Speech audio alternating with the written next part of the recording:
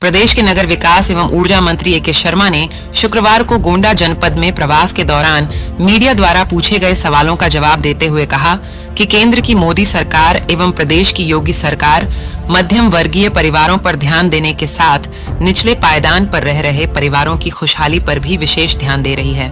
प्रधानमंत्री जी ने मध्यम वर्गीय परिवारों को सुविधाएं देने के लिए नियमों में शिथिलीकरण भी किया है और उन्हें बहुत सी योजनाओं का लाभ दिया जा रहा है। मोदी जी ने ease of living, ease of doing business, vocal for local का ध्येय लेकर आत्मनिर्भर भारत बनाने का संकल्प लिया है।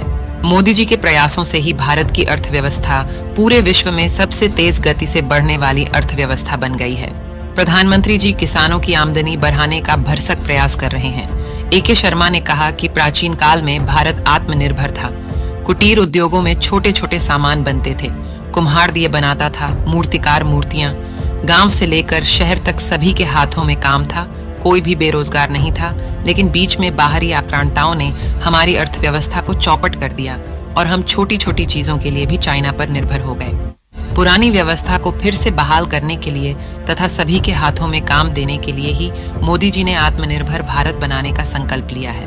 उन्होंने कहा कि भारत जब आर्थिक रूप से संपन्न होगा, चाइना हो या कोई अन्य देश भारत की ओर आंख उठाकर नहीं देख सकेगा। उन्होंने स्वतंत्रता संग्राम सेनानियों सहित भारत के साथ सभी युद्धों एवं आतंकवादी गतिविधियों में मारे गए वीर शहीदों को अपनी विनम्र श्रद्धांजलि दी। सुनिए और क्या कहा ए.के. शर्मा ने। इज्जत करने वाली उससे ज्यादा खराब सरकार शायद इस प्रदेश में आई नहीं है। ये पूरा जनमानस मानता है और देखा है और हम सभी इस बात के साक्षी रहे हैं। जहाँ तक किसानों की आमदनी दूनी करने की बात है, माननीय प्रधानमंत्री जी के नेतृत्व में, माननीय मुख्यमंत्री श्री योगी आदित्यनाथ जी के नेतृत्व में प्रदेश की सरकार और देश की सरकार किसानों की आमदनी दूनी करने की दिशा में आगे बढ़ रहा है। कांग्रेस ने धोखा, किसने किसको धोखा दिया वो तो वही लोग जाने। इसके अंदर ये धोखेबाजों का सम्मेलन था, ये तो हम पहले ही से कह रहे हैं। ये एक मैं पहले भी कह चुका हूँ कि एक फ्यूज 28 फ्यूज बल्बों की झालर थी और जिससे कोई प्रकाश होने वाला नहीं था। अब दूसरी बात आई कि वो फ्यूज बल्ब भी आपस में धोखा दे रहे थे एक दूसरे को। तो अब ये उनके उसका है।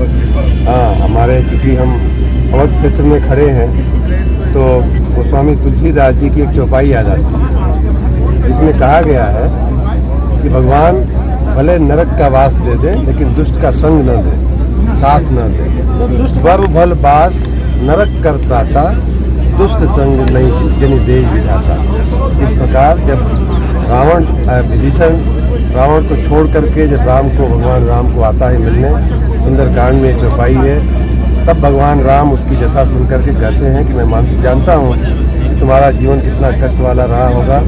और वहीं ये चौपाई कही जाती है, बर भल बास नरक करता था, दुष्ट संग जन देहि विधाता। भगवान भले नरक का वास दें लेकिन कभी किसी दुष्ट का संग न दें। अब ये बात अलग है, कौन कितना दुष्ट था वही लोग जानते। उससे ज्यादा भ्रष्ट, उससे ज्यादा आतंकित करने वाली सामान्य व्यक्ति का